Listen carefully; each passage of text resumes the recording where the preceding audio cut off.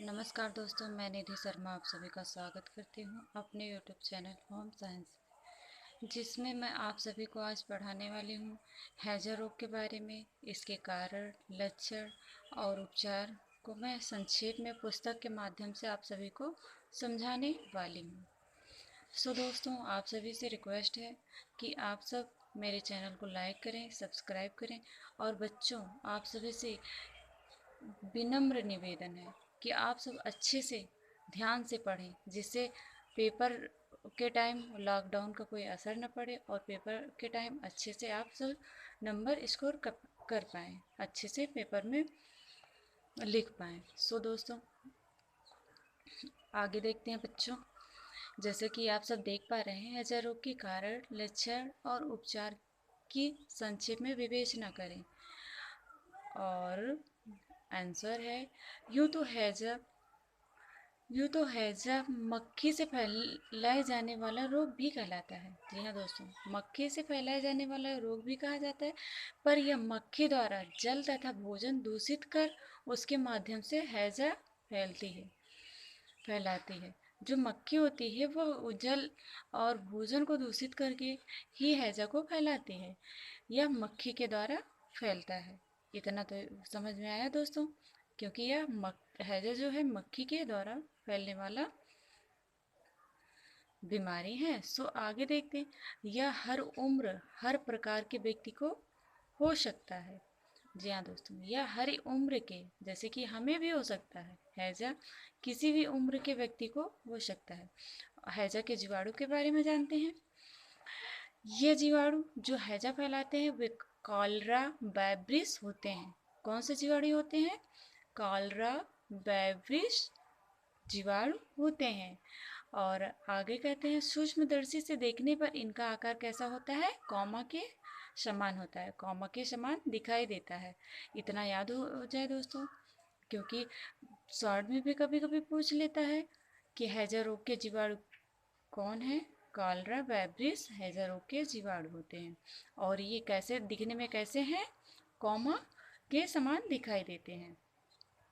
ये बहुत गतिशील होते हैं। हाँ दोस्तों, बहुत गतिशील होते हैं। ये जीवाणु 50°C पर 15 मिनट तक जीवित रह सकते हैं। अगर हमारा टेम्परेचर जो 50°C होता है तो उस पर ये जीवाणु 15 मिनट तक जीवित रह सकते हैं। सामान्यतः ये 24 घंटे में नष्ट हो जाते हैं, किंतु रोगी का मल वमन अंधेरे युक्त स्थान पर, जैसे ठंडी जगह पर अगर रोगी वमन करता, पलटी करता है या उल्टी करता या दस्त करता हो, मल त्याग करता है, वहाँ पर इस जीवाणु की जो जीवन अवधि होती है वो कितने टाइम तक हो जाती है? 14 से 15 दिन तक हो जाती है। वहाँ पर जहाँ पर रोगी दस्त करता है, उल्टी करता है, वहाँ पर ये 14 से 15 दिन तक जीवित रहता है। इसके कारण क्या है? कारण में देखते हैं दोस्तों। कारण यह कॉलरा फैब्रिस को फैलाता है। कॉलरा फैब्रिस जो जीवाणु है, जल कॉलरा फैब्रिस को फैलाता है। ये जल के द्वारा फैलने वाला रोग है। ये जीवाणु जो होता है जल से फैलता है, कॉलरा फैब्रिस। ये जीवाणु रोगी के मल में होते हैं। का निष्कासन जल में होता है। जैसे कि आपका मल का निष्कासन जो होता है वो जल में होता है, इस तरह से ये जल में पहुंच जाते हैं। ये जीवाणु दूध द्वारा भी फैलते हैं। अशुद्ध जीवाणु, अशुद्ध जीवाणु युक्त जल जानवर पीते हैं। ग्वाले दूध में अशुद्ध जल मिलाकर दूषित कर देते हैं। रोगी के बर्तन, कपड़े जल में धोने पर, शव पानी में बहाने पर यह जीवाणु जल में आ जाते हैं।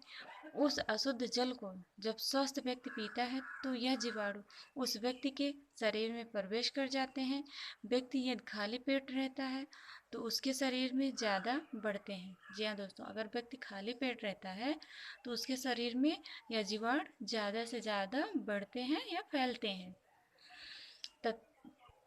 तथा क्रियाशील होते हैं, क्योंकि पेट खाली होने पर जठर रस नहीं उत्पन्न होता। जी हाँ दोस्तों, जो जठर रस होता है, अगर हमारा पेट खाली रहता है तो उसमें जठर रस की उत्पत्ति नहीं होती है।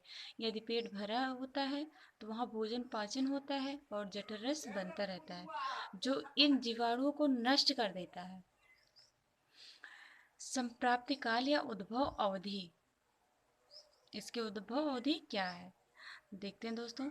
एक स्वस्थ व्यक्ति के शरीर में प्रवेश करने के बाद कुछ घंटे से लेकर 4 से 5 दिन के भीतर रोग के लक्षण परिलक्षित होता है। जैसे अतिसार में होता है 4 से 5 दिन के अंदर रोग का लक्षण परिलक्षित दिखाई देता है, वैसे ही हैजा में भी होता है 4 से 5 दिन के बाद, कुछ घंटों से लेकर 4 से 5 दिन के भीतर यह रोग दिखाई देने लगता है। और लक्षण क्या है दोस्तों? लक्षण है हमें कैसे ज्ञात होता है कि हम इनको हैजा है। और देखते हैं क्या है।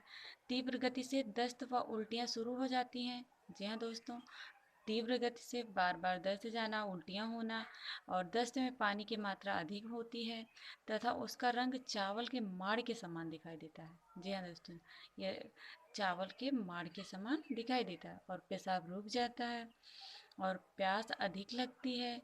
और नंबर 4 है गला सूखता है बार बार। हाथ पैर टांगों में ऐंठन एवं दर्द का होना रहता है। पैर के तलुओं का ठंडा होना, शरीर में कमजोरी एवं सुस्ती का अनुभव होना, शरीर का तापक्रम सामान्य शरीर के तापक्रम 98.4 अंश फ़ारेनहाइट से कम हो जाता है। कितना होता है? 98.4 अंश फ़ारेनहाइट से कम हो जाता है। उचित तथा समय उपचार न मिलने पर रोगी की मृत्यु भी हो सकती है। जी हाँ दोस्तों, उचित समय पर उपचार न मिलने के बाद रोगी की मृत्यु भी हो सकती है। अब उपचार में देखते हैं दोस्तों। उपचार में देखते हैं, नंबर 1 है रोगी को गर्म रखें, क्योंकि शरीर का तापक्रम 98.4 अंश फ़ारेनहाइट से कम हो जाता है। और नंबर 2, नज़दीकी स्वास्थ्य केंद्र पर सूचना दें। नंबर 3, रोगी को शीघ्र डॉक्टर्स को दिखाएं। नंबर 4, रोगी को उबले पानी को ठंडा कर उसमें ग्लूकोज या चीनी, थोड़ा नमक, नींबू डालकर दें। नंबर 5, चावल का माड़, अंडे की कच्ची सफ़ेदी पानी में फेंट कर दें, ताकि शरीर में पानी की कमी न होने पाए। जी हाँ दोस्तों, पानी की कमी नहीं होने देना चाहिए। अगर हमारे घर में हैजा पेशेंट है तो हमें उन्हें पानी की आवश्यकता को पूर्ण करते रहना चाहिए। समय समय पर पानी पिलाते रहना चाहिए, उबालकर या गर्म पानी देना चाहिए। नंबर 6 है ORS पाउडर पानी में घोलकर पिलाएं। इस पाउडर में वे तत्व होते हैं जो उल्टी दस्त के कारण शरीर से निकल जाते हैं। एक 30 ग्राम ORS पैकेट में एक जो 23 ग्राम का ORS पैकेट होता है इसमें कितनी मात्रा होती है ये आगे देखते हैं। 3.5 ग्राम सोडियम क्लोराइड नमक होता है और 1.5 ग्राम पोटेशियम क्लोराइड होता है। 2.9 ग्राम सोडियम साइट्रेट होता है और 20.0 ग्राम डेक्सट्रस होता है। और नंबर 7 है रोगी को ठोस आहार नहीं देना चाहिए। जी हाँ दोस्तों, क्योंकि पाचन शक्ति कमज़ोर हो जाती है और इसमें ठोस आहार रोगी को नहीं देना चाहिए। आगे रोग से बचने के उपाय देखते हैं दोस्तों। इसमें कह रहा है रोग से बचने के उपाय में रोगी को अलग कमरे में रखें। जी हाँ दोस्तों, रोगी को अलग कमरे में रखना चाहिए, जिससे क्योंकि ये एक दूसरे से फैलता भी है, थूक से भी फैलता है। और जैसे आपके शरीर पे ये बैक्टीरिया, कौन से बैक्टीरिया होते हैं बच्चों? कौन से बैक्टीरिया? मैंने पहले ही बताया था आप सभी को, क्लारा वाइब्रिस नामक बैक्टीरिया होते हैं जो कॉमा के आकार के समान दिखाई देते हैं। और ये बैक्टीरिया अगर आप सभी के आप सभी जैसे कि जो पेशेंट है उससे अगर संपर्क में रहेंगे, उसके पास बैठेंगे, उस यदि वो थूकता है, उसकी पलटी होती है तो आपको भी हो सकती है। इसलिए आप उससे दूरी बना कर रखें और अलग कमरे में रखें और स्वास्थ्य केंद्र में सूचना दें और रोगी का कमरा कीटाणुनाशक दवा से साफ करें। पानी उबाल कर प्रयोग में लाएं। पीने हेतु मैंने पहले ही बताया है, आप सब उबाला पानी पिए। ओ सॉरी दोस्तों, रोगी को उबाला पानी पीना चाहिए। खाने पीने के वस्तुएं ढक कर रखें, बाजार की खुली वस्तुएं ना खाएं। और नंबर 7 है, सड़े गले फलों का प्रयोग नहीं करना चाहिए। और रोगी का मल वमन जला दें या गड्ढा खोद कर उसमें डाल दें। और रोगी के बिस्तर, कपड़े, बर्तन विसंक्रमण पदार्थ से विसंक्रमित करें, विसंक्रमित करते रहना चाहिए। और बासी ठंडा भोजन नहीं देना चाहिए, न करें। कूड़े करकट मलमूत्र निष्कासन की उचित व्यवस्था करें। खाली पेट न रहें, क्योंकि खाली पेट होने पर अमाशय में अमाशयिक रस नहीं बनता, जिससे हाइड्रोक्लोरिक एसिड की मात्रा कम हो जाती है, जिससे हैजे के जीवाणु आसानी से आक्रमण कर वृद्धि कर प्राप्त कर